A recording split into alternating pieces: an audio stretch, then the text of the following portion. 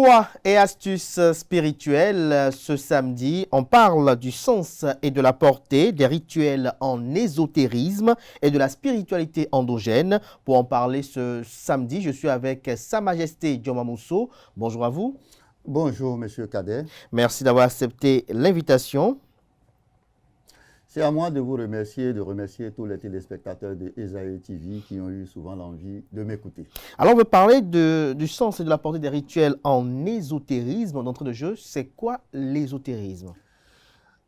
D'avance, je voudrais dire, quand on parle d'exotérisme, c'est tout ce qu'on peut mettre ensemble, d'accord, pour des objectifs matériels ou spirituels. Oui. Alors, le monde est constitué d'éléments de la nature, que ce soit du règne animal, du règne végétal ou du règne minéral. Oui. De la même manière, en général, le monde est constitué de 4 théogonies mères, pour ne pas dire de petits dieux, d'accord, qui sont des éléments principaux de la nature qui sont air, eau, feu et l'eau. Oui. Alors, ces éléments cristallisent des énergies et ces énergies servent à des objectifs spirituels ou matériels.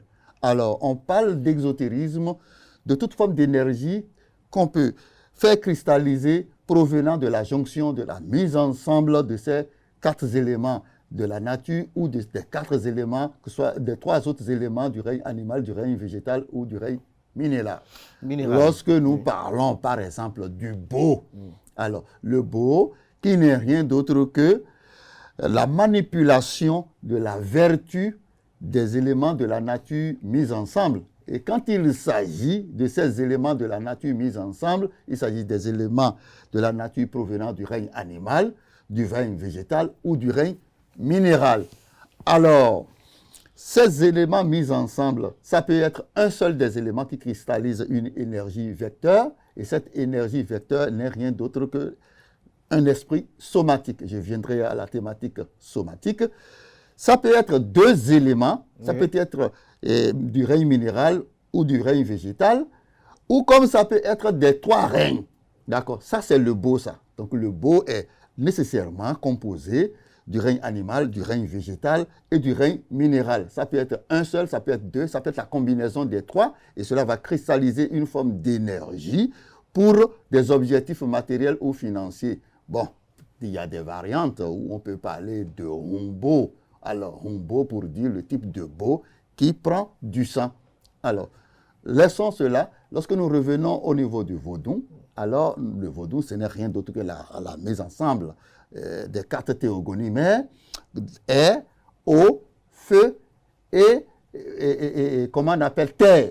Alors, ces 4 éléments de la nature vont cristalliser une forme d'énergie. Et cette énergie a besoin de guidance, qui est une énergie vecteur, d'accord, pour des objectifs matériels ou spirituels.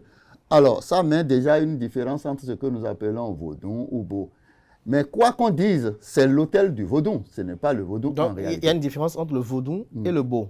Il y a une différence entre le vaudou et le beau. Je vous ai dit, le beau, lui, il est constitué par des éléments du règne animal, du règne végétal et comment on appelle, du règne minéral. Oui. D'accord. Ça peut être la composition des 3, d'accord, ou comme ça peut être un seul élément, ou ça peut être 2, d'accord. Lorsqu'on met ces éléments ensemble, ces éléments vont cristalliser une forme d'énergie que la parole va activer.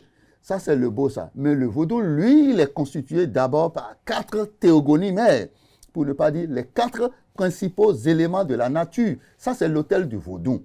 Alors, maintenant, à cet autel s'ajoute l'esprit. Et cet esprit-là, c'est de ça que je voudrais parler. C'est de ça que vous voulez parler. Voilà. Oui, allez-y. Avant peut-être de vous laisser poursuivre, on parle de rituels en ésotérisme, mais également de la spiritualité endogène. Oui. Est-ce que le vaudou et le beau constituent la spiritualité endogène? Tout à fait. Tout à fait. On ne peut pas parler de spiritualité sans parler d'ésotérisme. D'accord. Parce que l'ésotérisme fait entrer en jeu tout ce qui est matériel, tout ce que la nature comporte, qui peuvent être mis ensemble, qui va cristalliser une forme d'énergie. Et c'est cette forme d'énergie qui a des objectifs matériels et spirituels. D'abord, je voudrais dire, pour comprendre la spiritualité et l'exotérisme endogène africain, il faut d'abord la maîtrise de l'esprit.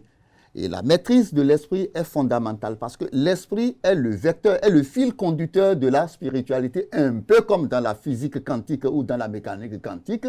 Les ondes, constituées des électrons, et autres constituent le fil conducteur. Alors, mais dans le domaine de la spiritualité, lorsque vous ne maîtrisez pas l'esprit, vous ne pouvez pas faire de la spiritualité. Vous ne pouvez pas être compétent en spiritualité. Et en matière d'esprit, il y en a deux.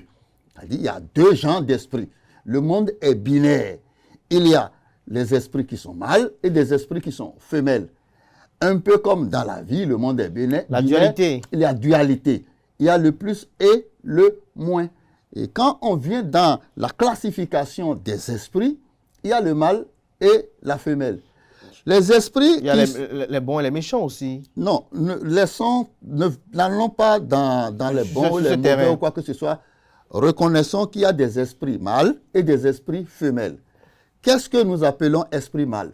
L'esprit mâle est l'esprit germinal, c'est-à-dire un type d'esprit qui a un grand paquet de téléchargements, qui peut enregistrer des données, d'accord, et qui a une durée de vie éternelle. Le plus précieux don que Dieu a accordé à la nature, c'est l'esprit. Et il y en a de mâles et de femelles. Je suis en train de parler des esprits mâles. Et ces esprits sont des types d'esprits qui ont une grande capacité illimitée d'accumulation de données, qui peuvent enregistrer des données, qui peuvent faire transcrire des données. Mais l'esprit mâle, lui, il vit dans du sang, il vit dans les humains, il vit dans les animaux, il vit dans les plantes, il vit dans les êtres vivants. L'esprit germinal, qui n'est que l'esprit mâle, est en quelque sorte le programme soft de vie d'une personne. Et lorsque cet esprit se retrouve dans du sang, à l'intérieur d'une personne, cet esprit va transcrire les programmes, les fichiers, les souhaits, les vœux, les prédictions de la personne en réalité. Cet esprit, après avoir fini d'animer la vie d'un individu, peut en quelque sorte quitter ce corps-là. La mort n'est rien d'autre que le dessèchement de la matière nourricière de l'esprit, qui n'est rien d'autre que le sang. Lorsque le sang se dessèche, l'esprit peut s'échapper. Et si l'esprit s'échappe, alors il va s'échapper avec des données. Et quand nous prenons cet esprit mâle qui vit en une personne, qui est le destin d'une personne, qui est le programme soft d'une personne, il a deux réservoirs. Oui. Un premier réservoir qui n'est rien d'autre que sa mémoire d'avenir. Et un second réservoir qui est la mémoire de sagesse. Et lorsqu'on parle de mémoire d'avenir, c'est quoi? C'est déjà avant la naissance de la personne, d'accord, cet esprit vivait dans la nature et était là, qui est en attente d'une réincarnation. Mais l'esprit germinal ayant l'aptitude d'enregistrer des souhaits, des vœux, tout ce qui se passe dans son environnement, dans son compartiment, tout ce qu'on fait comme culte des ancêtres, comme prière, comme bénédiction, constitue des données, des paquets de téléchargements qu'on ajoute à la mémoire d'avenir de cet esprit germinal qui va constituer le destin ou le programme de perfectionnement de la vie prochaine de l'individu. Alors, dans cette mémoire se retrouve le programme soft. D'accord. De la même manière, il y a une deuxième mémoire qui se retrouve dans l'esprit germinal, qui est la mémoire de sagesse. Du jour où vous êtes né, d'accord, tout ce que vous commettez comme acte est enregistré dans une seconde mémoire qu'on appelle mémoire de sagesse. Alors, la mémoire de sagesse plus la mémoire d'avenir constitue l'esprit germinal qui est l'esprit mâle. Qui va être le matériel génétique spirituel qui va transmettre de génération en génération et de progrès en progrès. Parce que le jour où vous allez mourir, alors votre esprit germinal va s'échapper. Et beaucoup de personnes ne comprennent pas l'esprit germinal. Lorsqu'il est persécuté dans le corps, ça peut être un phénomène mécanique qui a fait échapper du sang du corps. Et le sang s'est desséché et l'esprit s'est échappé. L'esprit commence par fuir. Et lorsqu'il commence par fuir, il va dans les périphéries du corps. Et ces périphéries du corps constituent les cheveux et les ongles. Nous allons venir sur le sens et la portée des rituels et des us et coutumes dans l'exotérisme endogène.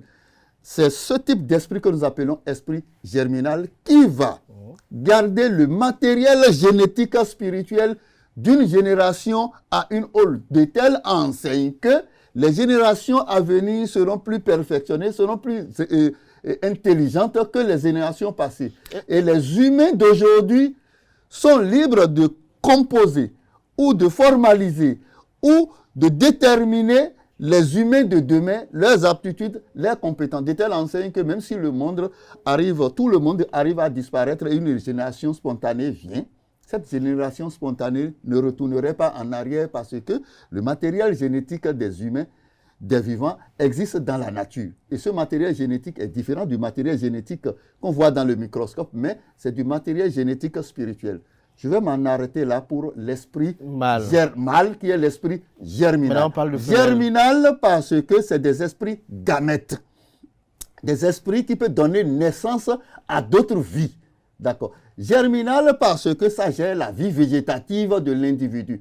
Tout ce que l'individu doit devenir en matière d'aptitude est déjà en la personne. D'accord. Maintenant, revenons à l'esprit femelle. L'esprit femelle a une faible capacité d'accumulation de données. D'accord. Mais lui, c'est un esprit missionnaire. Et je parle de missionnaire, c'est un type d'esprit qui, lorsqu'une énergie est cristallisée, peut transporter cette énergie vers une mission donnée et après la mission, ça s'arrête. D'accord. C'est un peu comme les cellules de l'organisme qui sont des cellules somatiques qui ne transmettent pas de matériel génétique. Lorsque nous prenons par exemple les cellules des yeux, du corps, des organes qui sont en nous, ce sont des cellules après l'accomplissement de leur vie mécanique vont se dessécher et disparaître. D'accord. Mais les cellules germinaux, du moins ça, qui comportent le matériel génétique, fait que les descendants de Hachiru Kader vont le ressembler de génération en génération. De la même manière, en matière d'esprit germinal, spirituel, d'accord, l'esprit de vos aïeux que vous avez en vous, d'accord, a une ressemblance. Et lorsque vous faites une introspection en vous-même, vous pourriez lire dans les anciens fichiers de vos ancêtres. C'est ce qui permet de justifier les ordres philosophiques tels que la Rose-Croix et Kanka, ou tout ce qui permet, par exemple, dans le vaudou, on dit, bon, mais on va interner les vaudous. Quand on interne le vaudou, c'est comme bien vous mais entre en toi-même. C'est une forme d'exercice qui vous amène à faire une introspection en vous et ça vous permet de lire dans les anciens fichiers de vos ancêtres. Et dans ces anciens fichiers, vous pourriez trouver des solutions aux différents problèmes que la nature vous impose aujourd'hui. Alors, vous comprenez un peu ce que c'est que l'esprit germinal et ce que c'est que l'esprit somatique. Parlez-nous des rituels. Venant sur les rituels, lorsqu'on va en spiritualité et dans l'exotérisme endogène, le tout premier rituel qu'on fait à une personne qui vient vous voir, c'est souvent les consultations. D'accord. Je vais essayer d'arrimer un peu la théorie germosomatique, parce que cette théorie s'appelle germosomatique. En fond, ça s'appelle Yesu Yesi. La théorie Yesu Yesi. Et en français, c'est la théorie germosomatique. Alors, nous allons utiliser la théorie germosomatique pour expliquer le Fa, par exemple. Parce que lorsque vous allez vers un divin ou un homme spirituel, c'est pour avoir des solutions spirituelles.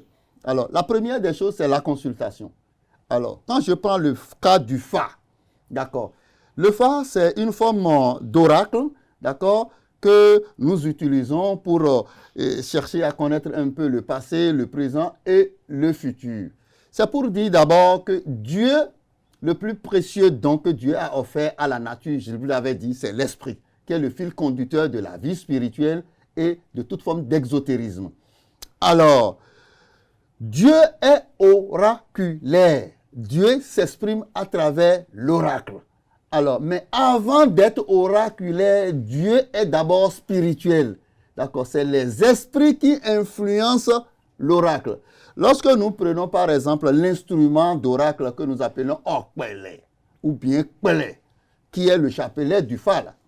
Alors, vous allez chez le Bokotonon ou le prêtre du Fa, alors qu'est-ce qui se passe? Il vous remet un dé ou un noix. D'accord? Vous parlez là-dessus. Ce que vous dites sur la noix de palme ou tout objet, L'objet vous permet de vous concentrer simplement, d'accord, et vous parler. Ce que vous sortez, c'est de l'énergie somatique que vous sortez. Vous sortez des paroles. Et ces paroles-là vont dans la nature. Mais ces paroles vont rencontrer quoi dans la nature? Dans la nature, monsieur, la noix. Non, mais vous parlez sur la noix. La noix vous permet simplement de vous concentrer. Vous comprenez ce que je dis? C'est quand vous dites, regardez la caméra. Ça vous permet de vous concentrer pour qu'on vous prenne en image. La noix vous permet de vous concentrer. Mais ce que vous dites là, c'est une parole, c'est une invocation, c'est une requête que vous lancez dans la nature. Cette requête va vers où? Pour apporter quel résultat? Alors, quand les Bokotonon ou les prêtres de Fa veulent faire la consultation, qu'est-ce qu'ils disent? Ils disent, on va chercher le signe du Fa dans Fetomé. C'est ça, non? Oui. Fetomé. Fetomé, c'est quoi? Quand un animal, un enfant par exemple, quand un animal ou une personne décède, on dit Eife.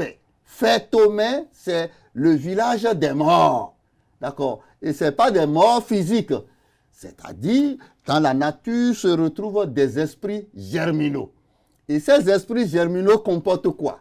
Ces esprits germinaux comportent leur mémoire de sagesse et leur mémoire d'avenir. Ce que demain peut être et ce que hier a été. Et ce que vous dites aujourd'hui, c'est de l'énergie somatique d'aujourd'hui que vous sortez. Voilà, c'est l'arrimage et la combinaison de ces deux mémoires. De la mémoire d'avenir qui sait déjà ce que demain sera et la mémoire du passé qui sait ce que hier a été, qui se retrouve dans la nature, dans les esprits germinaux en attente de réincarnation. Et ce que vous venez de dire aujourd'hui, qui influence sur le chapelet Okpele et lui impose un signe. Vous comprenez? Lui impose une forme. Alors, c'est pourquoi le Fa est une forme de géomancie très scientifique qui parle d'hier. Parce que dans la mémoire de sagesse des morts en attente de réincarnation se retrouve ce que hier a été. Et qui parle de demain. Dans la mémoire d'avenir des morts en attente de réincarnation, ce que demain doit être. Et qui parle du présent parce que vous-même, vous avez sorti une onde vibratoire qui est somatique, qui interpelle aujourd'hui. Alors, maintenant, comment est sorti les différents signes de Fa? Il y en a en réalité 16 signes principaux. 16, oui. D'accord. La combinaison de 16 dans 16, c'est ça qui fait 256. Mais comment est-on arrivé, comment on en est arrivé à 256 signes de Fa? Et chaque signe de Fa, d'accord, a son allégorie, a sa chanson, a ses prescriptions, a ses types de rituels qu'il faut exécuter. C'est après que le signe de Fa est apparu que la sorcellerie commence. Parce que je vous dis, la sorcellerie est l'étude, la maîtrise et la manipulation de tout ce qui échappe à nos sens. Seul le sorcier peut voir dans l'invisible pour comprendre que le signe qui est sorti, qui est Bemedila, signifie que, bon, sur cette voie-là, il y a quelqu'un là qui tape les gens avec un marteau. Et par conséquent, il faut dire à Achirou pour qui le signe est sorti que à arriver au niveau de Carrefour Okpe Oloa là, porte ton casque.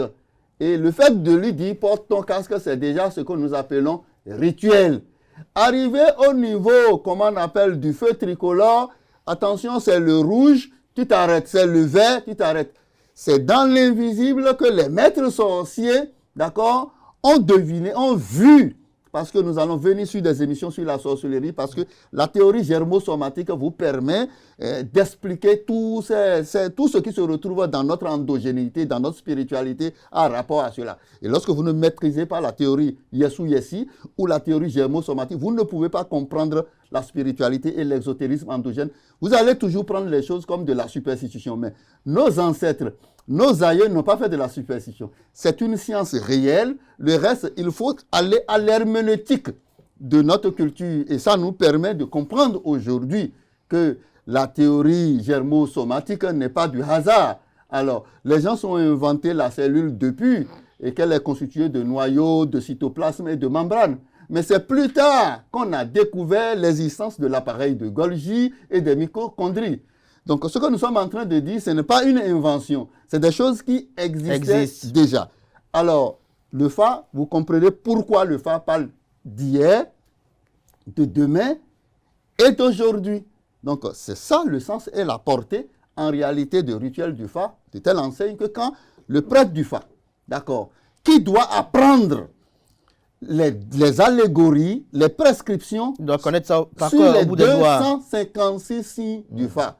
D'accord. Bon, aujourd'hui, le monde... Est-ce à dire que dans ce que vous démontrez aujourd'hui, pour vous, Oui. dans votre raisonnement, tous les prêtres de Fa sont des sorciers, en griffe? Non, le prêtre de Fa, lui, n'est pas un sorcier. Lui, c'est quelqu'un qui est là pour réciter ce qui est déjà fait. D'accord. C'est les maîtres sorciers, par le passé, d'accord, qui ont atteint un niveau donné de sorcellerie. Je vous ai dit, la sorcellerie nous enseigne que les concepts de réincarnation, de guérison et les rituels ainsi que les cycles de vie ne sont pas des concepts abstraits. Mais ce sont des outils de navigation dans un monde vraiment complexe où l'invisible est aussi réel que le visible. C'est la sorcellerie aussi qui nous enseigne que la vie n'est pas une série d'événements isolés.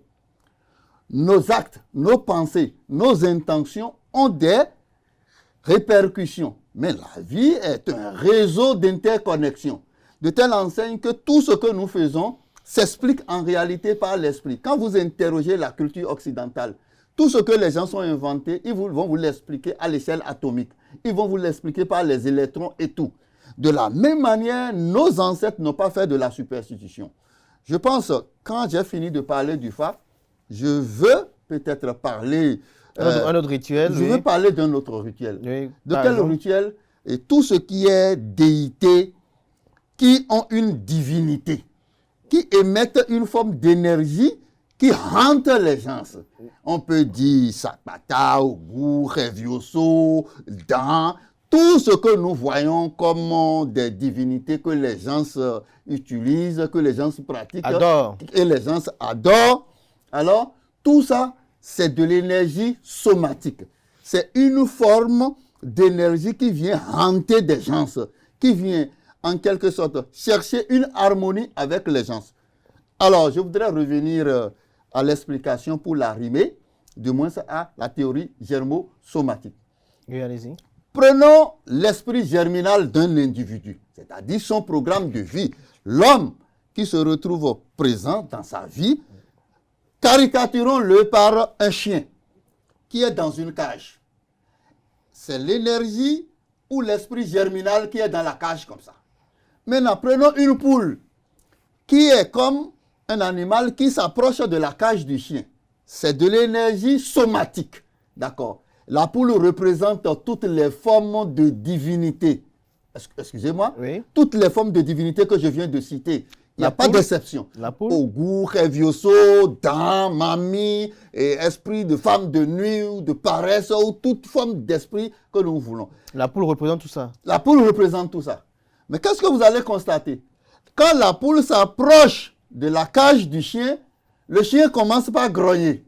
Mais qu'est-ce que la poule recherche auprès du chien? Il y a des détritus alimentaires qui sont dans la cage du chien qui attirent l'appétit vorace de la poule. C'est pour dire d'avance que quand une divinité s'approche d'une personne, hante une personne, c'est que la divinité a trouvé un gradient positif, a trouvé un intérêt en la personne. Et c'est la morphologie ou le faciès comportemental ou physique de la personne qui attire cette divinité-là. La divinité a un intérêt vers la personne. Mais si la poule s'approche du chien, le chien commence par grogner. La poule veut picorer les détritus alimentaires et veut aussi piquer les puces qui sont sur le chien. Et si la poule mangeait les détritus alimentaires et picorait les puces qui sont sur le chien qui comportent de protéines, qu'adviendrait à la poule? La poule deviendra doduie, la poule deviendra grasse. De la même manière, si la poule débarrassait la cage du chien, qui est l'homme, qui est l'esprit germinal, la cage du chien est débarrassée des détritus alimentaires, comprenez qu'il n'y aura plus de putréfaction qui va générer des vers ou des puces qui vont attaquer le chien. Et le chien sera débarrassé de tous ces vers, de toutes ces puces, et le chien va devenir comment?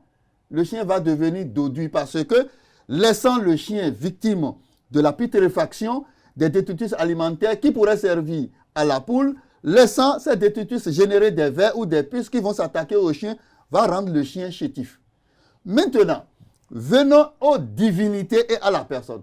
Lorsque la poule s'approche du chien, le chien commence par groyer. De la même manière, lorsque une divinité détecte une personne et s'approche de la personne, une bagarre commence et les activités de la personne commencent par basculer. Et on commence par dire vraiment, il faut nécessairement qu'on lui fasse les rituels de tel type d'esprit. Seuls les hommes maîtrisant la spiritualité et l'exotérisme peuvent détecter le type d'esprit. Et ce type d'esprit est incarné par une divinité donnée. Et on dit, bon, qu'est-ce qu'il faut faire? Il faut tout faire. L'homme spirituel ou exotériste doit faire une réconciliation entre la poule et le chien, entre l'esprit somatique et l'esprit germinal, pour expliquer au chien, écoute, tu as intérêt à ce qu'on te débarrasse de tes détritus alimentaires et de ses puces. Et les agissements de la poule ne constituent pas une négation pour toi. Une menace. Poule, tu as intérêt à aussi te comporter de façon sage pour que la vie en symbiose. Et quand la poule et le chien vont se retrouver dans la même cage, qu'est-ce qui va se passer? La poule sera épanouie et le chien deviendra épanoui. C'est pourquoi, en matière d'exotérisme et de la spiritualité endogène, on dit on va essayer de recaser l'esprit en la personne. Et c'est pourquoi dans notre jargon, on dit Yenado dan aini, Yado mami aini, Yado ku aini, Yado sakpata aini. On va recaser l'esprit en la personne. On va créer la symbiose. Mais comment identifier que l'on est sous l'influence de Gu, de Mami, de Sakpata, de Dan ou de Revioso? Nos études, parce que moi je suis un chercheur en spiritualité et en exotérisme endogène. D'accord. Personne ne naît avec une divinité. D'accord. Je peux vous le confirmer. Ah bon? Mais d'autres diront le contraire. Non, mais bon, c'est une forme d'hérésie spirituelle. D'accord. C'est votre faciès, votre morphologie, votre attitude qui attire cette divinité-là vers toi. Et ce n'est pas une attirance, cette divinité a un intérêt d'être avec. Comment se fait-il que tous ceux qui sont pratiquement mamie là sont de teint clair, pas souvent? D'accord. Et ceux qui sont taureaux ou ont de gros yeux, ou de gros nez, ça dit, c'est votre morphologie, votre faciès, mais votre parfois, état. Il y a des gens qui sont noirs et qui sont adeptes mamie et après ils cherchent Justement, à se dépigmenter. Non, peuvent se dépigmenter. Si vous vous dépigmentez, vous risquez d'être attaqué par cette divinité. Ce n'est pas que la divinité vous attaque, non. La divinité adore ce faciès-là, cette morphologie, ce comportement d'attitude et vous rentre. Maintenant, qu'est-ce qu'on fait? On essaie de réaliser l'alliance, comment on appelle, l'entente, l'harmonie entre la divinité et vous. Et la réalisation de l'harmonie entre la divinité et vous, c'est quoi? C'est que celui qui est dans Mamino, on va essayer de réaliser peut-être des perles ou des types de badges qui ont une ressemblance de la divinité ou de dents, où ces cannes seront sous forme de dents. Ce n'est pas de la superstition. D'accord? Lorsque je rentre par exemple dans Sakpata, d'accord, oui. Sakpata, la divinité Sakpata, alors c'est identifié par le signe Tchefu. Tchefu qui caractérise tout ce qui crée de boutons, tout ce qui suinte, tout ce qui fait de puits, d'accord. Sakpata, en réalité, caractérise tout ce qui domine, gère tout ce qui s'occupe de l'épidémie, qui fait apparaître des boutons sur le corps. Alors, c'est les sorciers qui ont vu Sakpata. Parce que je vous ai dit, la sorcellerie, c'est la navigation dans l'invisible. Et l'invisible est aussi réel que le visible auprès du sorcier. Alors, c'est les sorciers qui ont vu Sakpata et ont constaté que Sakpata a des boutons sur le corps. Par conséquent, lorsque Sakpata rencontre une personne qui n'a pas des boutons sur le corps, lui, il crée les boutons sur le corps de la personne. C'est pourquoi quand quelqu'un est hanté par la divinité Sakpata, alors il faut faire des signes de scarification, de ponctuation sur lui, et par conséquent, son faciès qui fait que la divinité s'approche de lui. Alors, et il faut le conformer à Sakpata pour que Sakpata ne le hante pas. Alors, une autre chose qui est Abiku, par exemple. Abiku, c'est une divinité, c'est une forme d'esprit somatique qui s'attaque aux enfants. Et ça dépend de la femme en question qui enfante cet enfant-là. Et lorsque l'enfant naît, la divinité Abiku s'attaque à l'enfant et lui, sa prédilection, c'est de mettre à mort les enfants et c'est ça qui constitue sa gloire. Mais c'est les sorciers qui ont vu Abiku et qui ont constaté que Abiku a une cicatrice ici, une cicatrice raciale ici. Et par conséquent, dans les rituels de mise en harmonie de l'enfant qui est né avec Abiku, pour que quand Abiku le rencontre, Abiku ne s'attaque plus à cet enfant, ne tue plus cet enfant. Dans les rituels, on fait la cicatrice raciale d'Abiku à la personne et la divinité Abiku cesse de hanter cette personne-là. Dernière question pour conclure cet entretien. S'il y a beaucoup de choses à dire, je crois qu'on va y revenir. Non, on ne pourra pas tout dire parce que j'aurais souhaité que dans les jours à venir, lorsque je prenais par exemple les cheveux et les ongles, d'accord, lorsqu'une personne meurt aux États-Unis, en Europe ou dans un lieu distant, que font nos ancêtres? Nos ancêtres disent, on va l'enterrer, mais on a fait un peu d'aqua. Ou bien, on amène les ongles, non? Je vous expliquais tout à l'heure que quand l'esprit germinal est persécuté, il fuit vers les ongles. Et quand il fuit vers les ongles et les cheveux qui sont les périphéries du corps, alors dans cette périphérie du corps se retrouve non seulement l'ADN physique de la culture occidentale, mais se retrouve l'esprit germinal, l'esprit de la personne, le programme de vie de la personne. Et c'est ce programme de vie qu'il faut apporter dans le panthéon des morts, qui n'est rien d'autre que notre Yohonu, en quelque sorte, pour consacrer ça là. Et là, lorsqu'on fait des prières, des bénédictions sur la personne, c'est qu'on ajoute des fichiers à la mémoire d'avenir du mort. De telle enseigne que quand un enfant va naître demain, l'enfant puisse réaliser les vœux et les souhaits que nous sommes en train de vouloir dans notre société d'aujourd'hui. Donc, ce n'est pas une superstition quand les gens se amènent. Nos enfants doivent comprendre ces choses-là. C'est parce qu'il n'y a pas de fondement d'explication herméneutique sur ces choses-là. C'est pourquoi notre culture est sans notice. Mais je pense que nous allons faire un travail très, très perfectionné sur ce domaine. Et chaque enfant béninois doit pouvoir comprendre le sens et la portée des rituels, l'habitude vestimentaire, les interdits alimentaires et comportementaux ne sont pas du folklore, ne sont pas de la superstition. À travers la maîtrise de la théorie germosomatique, on arrive à interpréter tout ça là. La réincarnation, le culte des ancêtres, et tout, le vaudou, le beau, tout ça, on arrive à faire. Pourquoi il y a plusieurs variétés de vaudou? La variété de vaudou ne signifie pas du polythéisme. C'est pas pour dire que la variété des télévisions ne signifie pas que la télévision a changé de nom. Allez-y pour votre question. Alors, deux petites questions pour conclure d'entrée de jeu. Dites-nous, est-ce que pour identifier la divinité qui nous influence, est-ce qu'il faut aller à une consultation? Bon, une consultation, je vous ai déjà démontré tout à l'heure que le Fa est l'instrument spirituel le plus précieux. D'accord. On peut aller par le Fa. D'accord. De la même manière, lorsque dans la culture occidentale, d'accord, vous allez à l'hôpital, le médecin qui veut vous soigner peut déjà physiquement trouver des symptômes sur vous. J'ai vu la fois dernière l'éminent professeur Kofi Aza qui parlait, comment on appelle, des goûts, des divinités et autres. Là, il a parlé de Toros et autres. Là. Vous lui avez posé la question de savoir, mais comment on peut identifier Toros? Il dit que la personne peut avoir de gros yeux ou de gros nez ou si ça là. Non, lorsqu'on vous observe physiquement, on peut déjà, par intuition ou suspicion, par expérience, connaître les types de divinités qui peuvent vous hanter. Une personne peut être hantée par plusieurs types de divinités.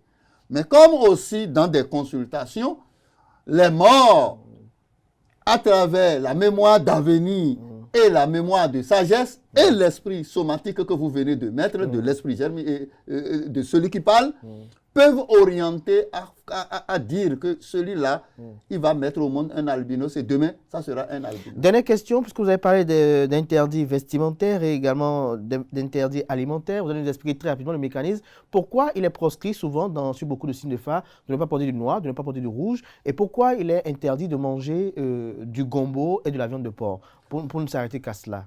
Oui, les interdits ne sont pas des inventions. Je vous ai dit et je vous répète que la sorcellerie, c'est l'étude, la maîtrise et la manipulation de tout ce qui échappe à nos sens.